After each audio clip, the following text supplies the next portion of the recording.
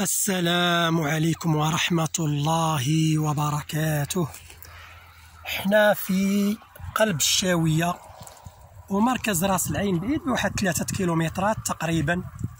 الحرارة مفرطة لأننا في شهر غشت الصيف هذا، والأمنية ديال الإنسان هنا هو الماء البارد والظل. كاين اللي هنا مسافر لا عطيتيه الماء كيقول لك الله يجازيك بخير. احنا المغاربة معروفين بالكرم وعندنا تقاليد ديالنا وعندنا تراث ديالنا، خصنا نحافظوا عليه، لان الاعداء ديالنا بداو كيدخلوا لنا شي حوايج في التراث للاساءه اليه. تكلمنا مثلا على الرفيسه، والرفيسه ديال الاجداد ماشي هي الرفيسه ديال الان، ولا فيها البيض مسلوق والقرقاع واللوز وفيها اشياء وفيها المسكه كاع. ما عليناش، خليو هذا الشيء، راه حنا تكلمنا على هذا الشيء بزاف الكثير، نتكلموا الان على هذا اللي باغي نتكلم. هنا عندي واحد القله ديال الطين فيها الماء، والماء في الطين راه السكينه وكيرجع ليه الهدوء ديالو الحيويه ديالو كذا، وكيكون صحي، ليس كذاك الماء اللي مضغوط في الانابيب.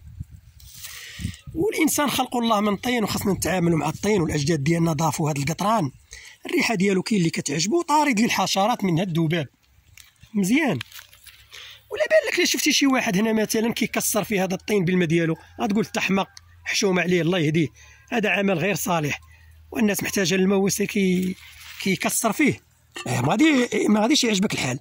فما بالك بواحد بسم الله، واحد دابا الفروسيه عندنا احنا في التراث ديالنا الفروسيه.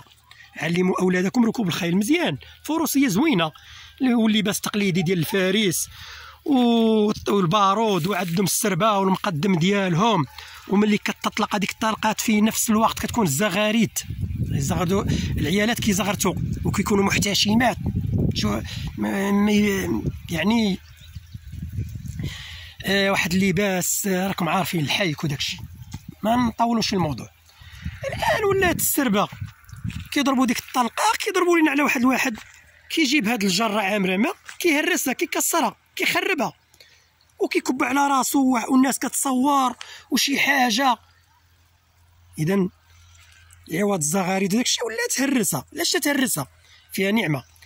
السي الا هرستي في حياتك 50 قله الا هرستيها في حياتك غتحاسب عليها، اما لا فيها الماء غتحاسب على ديك النعمه. ما نكونوا على بال، راه كيدخلوا لك شي حاجه في التراث ديالك بلا ما تشعر، وهي مسيئه. يقول لك شو كيلعبوا كيضيعوا الماء، امه تبدر لا خير فيها. لا ما عندناش، حنا ما كانش عندنا اللي غادي يقول لك حقا راه كانت عندنا، لا ما كانش على الاجداد. الناس راه باغا تعيش باي طريقه، انسان كيفكر كيعيش باي طريقه، جاب قول لك كيهرسها دخل فيها الزبابل تاع الفلوس بين قوسين، يعني الكثير من الاموال. تغدى ولا بتغدى، او واحد العام غادي يجينا واحد فين ما السربه تطلق هذيك الطلقه ديال البارود كما ينبغي 100% ناجحه، يقدر يبدا ياكل في الجمر، ولا يعفس عليه، ولا يلعب بالثعابين، ولا يعفس على الصبار اللي هو الدرق الشوك، ولا يتمرمد في التراب وفي الغيس. وهنا غنوليو اضحوكه، والتراث ديالنا غادي يولي في خطر. واحد اخر يقول لك ها التراث ديالكم شوفوا اش فيه. لا، التراث ديالنا حنا نقي زوين. كل مره كنتكلموا على شي حاجه خليونا التراث ديالنا زوين ونقي، ما تكرفسوش لينا القفطان، خليوه. كان واحد القفطان ساتر، وللاشاره القفطان راه كانوا كيلبسوه الرجال هما اللي كانوا كيلبسوا القفطان. انا باقي صغير نعقل على الرجال الكبار كيلبسوا القفطان الخضر، شويه ولاو كيلبسوها العيالات، ولكن كاين كتميز ما بين اللباس ديال النساء وديال الرجال. لا تفرجتي في بعض الافلام المغربيه القديمه راه كيبين لك القايد ولا المقدم ولا هذا لابس واحد القفطان خضر وعن يمكن لك تميزه. فعافاكم، التراث ديالنا ما فيش التخريب والتكسير، ما فيش، وعيب عيب. حنا دوكا راه في هذا الصيف راه المهرجانات كثار.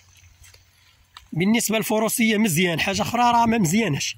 فروسيه مزيانه، ولكن دخل فيها التكسير ديال الطين. لا، هذه الصانع المغربي شحال هو يصنع فيها، وهاد القطران راه ماشي ساهل باش يتصنع.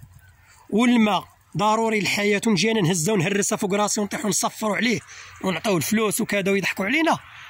خدموا شويه العقل، عطانا الله العقل، ما تشوش مع العاطفه، خدموا العقل.